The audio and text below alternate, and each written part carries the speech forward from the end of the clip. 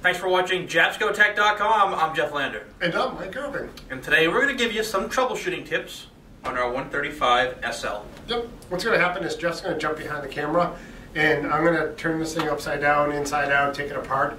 And as I go through it, you can look and see what I'm talking about. And also I'll just point out things that we've seen in the past. So, what do you think? Sounds good, Mike. Let's get started. All right. All right, Jeff, check this out. Let's tear this light down. Right here's the left and right motor, and these wires are both negative and positive. We reverse the polarity to make the light go left or right. Here's the main wire harness.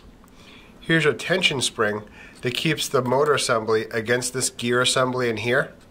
If we've accidentally forced the light left or right, and after that the light gets hung up in one position and you have to nudge it to kind of get it to go further, that tells me that some of these teeth on this gear right here have been either damaged or worn out, and you'd have to swap out the lower half of the unit.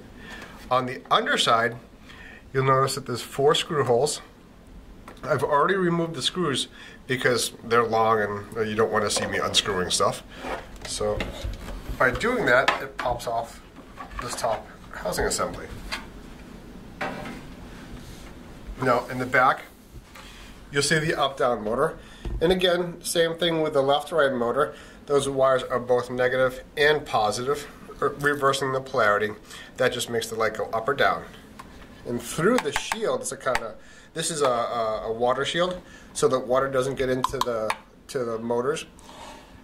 You'll see the bronze gear assembly right in there. And that's what makes the light go up and down. It actually moves this entire housing right here.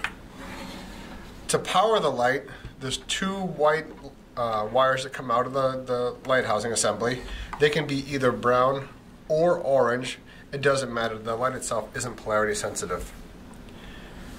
To change out the light, you'll see 4 screws on the front bezel.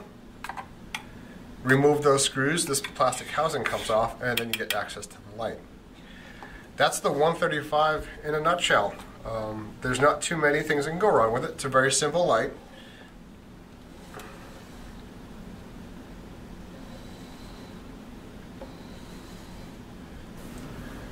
So that was pretty neat, Mike. You know, you took us through the 135 Searchlight, you know, the 2 motors that run it. Pretty simple, pretty straightforward, but you know, it's helpful to show our viewers basically what's inside of here, you know, just in case they want to tackle it themselves. Yeah, that's the guts of the light. Sometimes when I'm working on things, it's just nice to be able to view it before I get into it. Hopefully that was helpful. I'm Mike Irving. And I'm Jeff Lander. Thanks a lot for watching this episode of Jabsco Tech. There's going to be more coming up, so stay tuned.